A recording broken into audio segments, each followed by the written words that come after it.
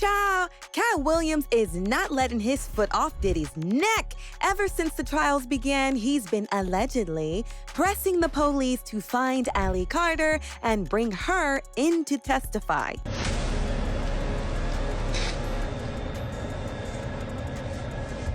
It's not the way I wanted to come on this live. I'm tired. I can't even hide it. I'm tired. Woo! Do it.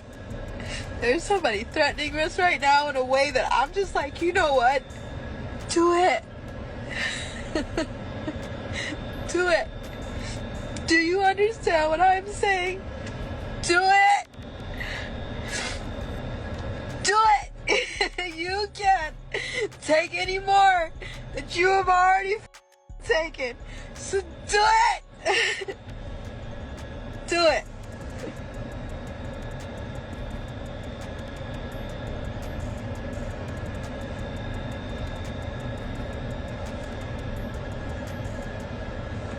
See there? So the whole thing is we're not this thing does not happen in yearly cycles. Like, it's not a every 12 months thing. It's not how it works. So the age of truth is not 1 year. It's the beginning of people having more of a thirst for what is true. At the moment, Cassie remains the star witness of the case, and despite her experiences with Diddy, Ally seems to know much more about how deep and dirty these freak-offs go. So where is Ally Carter? And is she even still alive? Ally, who was once the most bold whistleblower in this case, has gone quiet. No one really knows where she is, and there have been countless theories around her disappearance. Some say she got kidnapped, and some even say that she got eliminated. After all, she was revealing some really crazy info on some of the most powerful people in the industry. So, where is she? That's just one of the many questions that's been heavy on everybody's mind. Is a key witness in the Sean Diddy Combs trial backing out? Victim number 3, as she's called, was set to testify against the music mogul. The name of victim number 3 was going to be revealed when she took the stand, but the woman has apparently gone missing, and prosecutors say they've been unable to reach her. People just get nervous, and this person could just be nervous and just has had second thoughts. People have been blaming the court system, questioning why Ally was never put under witness protection in the first place, especially since her testimony was crucial to the case. This person said, if she is not in witness protection, then this is an absolute travesty. They knew what she was saying. She should have been protected. And now there's even people drawing conclusions that the Diddy trials got a lot more deeper than we think. They're saying that it is tied to really prominent political figures who are trying to keep Ally Carter from testifying and bury this whole freak-off trafficking and underground tunnel commotion.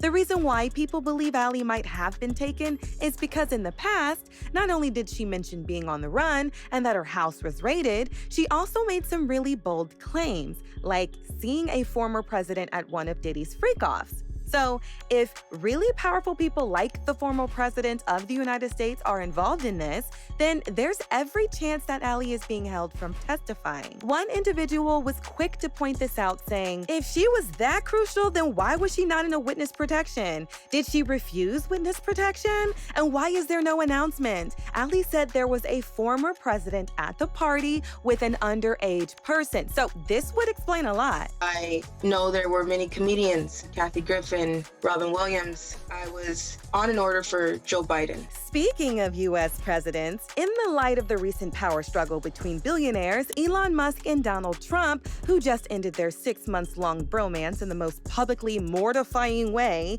Elon mentioned that Trump was in the Epstein files. For context, the Epstein files is a controversial document that contains the names of a number of high-profile political and business figures in the U.S. and abroad linked to a scheme involving young people. According to Elon's shocking post, he wrote, "Time to drop the really big bomb. Donald Trump is in the Epstein files. That is the real reason why they have not been made public. Have a nice day, Donald John Trump." In another disturbing turn of events, Diddy's former secretary, David James, mentioned that Diddy always carried pills with him. So there's been a lot of talk about when are we going to talk more about the things relating to the criminal enterprise, the racketeering. Something that came up today in court had to do with David James. He was a personal assistant for Sean Combs from 2007 to 2009. He talked about, in 2009, he corroborated the story that Cassie Ventura already gave regarding being held up in a London hotel in California for about a week, she says, after being assaulted by Combs. Over 20 bottles of undisclosed pills were discovered at his residence in Miami, and we're not talking over-the-counter medications for some back pain. No, no, no. Now, here's where it gets interesting. Some of these pills had former President Barack Obama's face on them. Sean Diddy Combs allegedly carried pills with Barack Obama's face on them. As the rapper's federal trial for and racketeering continues, his former assistant, David James, shared that he often carried around 25 to 30 undisclosed pill bottles, including a set of pills that had the 44th president's face on them. James said on the witness stand per People magazine, who had reporters in the courtroom, there were various pills, but one was in the form of a former president's face. And when asked to specify the former United States leader, James noted President Obama. But Astroglide, condoms, and baby oil, he was reimbursed for those via cash. He also talks about seeing a medicine bag that had 25 to 30 different pill bottles, from Advil, water pills, Viagra, pills to increase sperm count, he testified, ecstasy, and Percocet. He said that Combs frequently did drugs and took a pill in the shape of former President Barack Obama. When you put a link between the Kennedys, X-tunnels, and the supposed underground tunnels Ali Carter mentioned were used by Diddy and his cohorts, it just gets wilder. The realization that all of this is a decade-long game that we've barely scratched the surface starts to hit. That's exactly why this whole thing circles back to Ali Carter's testimony.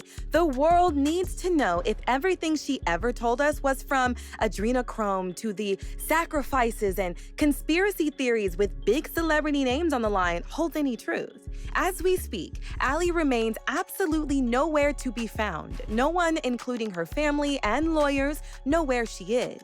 Although it would seem that people like Katt Williams and Jaguar Wright allegedly know something and is coming out to say that Ali is alive but in hiding.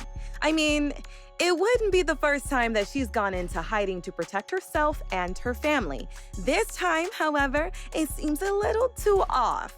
She was supposed to be in court, but all of a sudden, she's gone.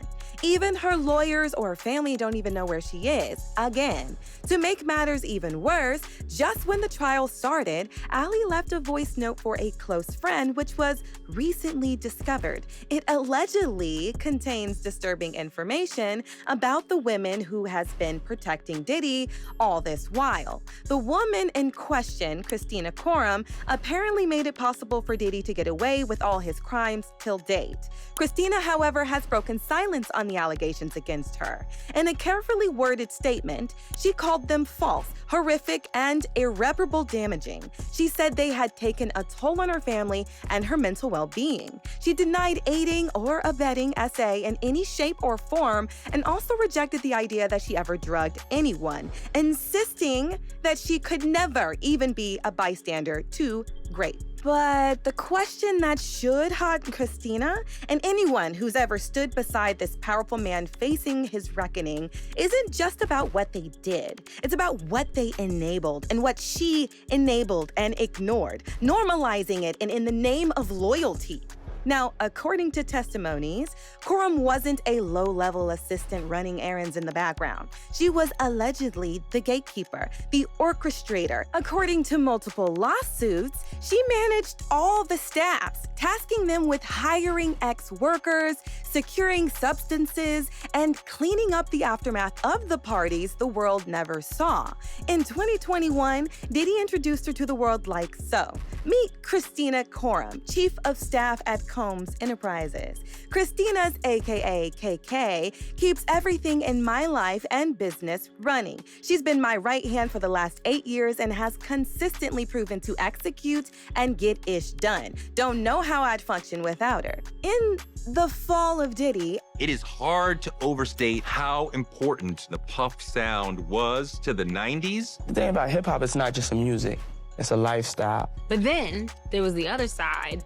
We did not realize the extent of the darkness. Eventually, he's going to be shown to be innocent and will fight every day. A docuseries that digs into the alleged double life of Sean Diddy Combs, his former assistant Phil Pines describes working directly under Coram. He was in charge of cleaning up hotel rooms after the parties were over. Did Diddy constantly test your loyalty? Absolutely. Was there a moment that test for loyalty went too far?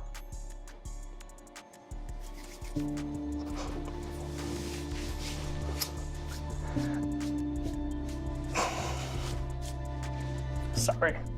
Phil mentioned that Christina Coram was the quiet authority behind the curtain, but now she wants to be seen as a victim? I mean, she mentioned that her heart goes out to all the victims, but her heart and her hand are not the same. As things stand, Katt Williams and Ally Carter's testimony is our final hope to blow this whole Diddy case wide open, cause from the looks of it, that man just might walk away with a slap on the wrist. We're past that, but we don't protect the whistleblower, right?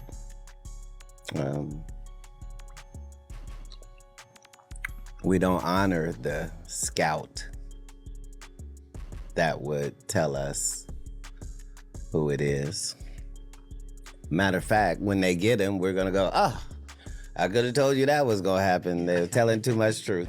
Y'all, let us know what you think in the comments, and don't forget to hit that like and subscribe button for more content just like this.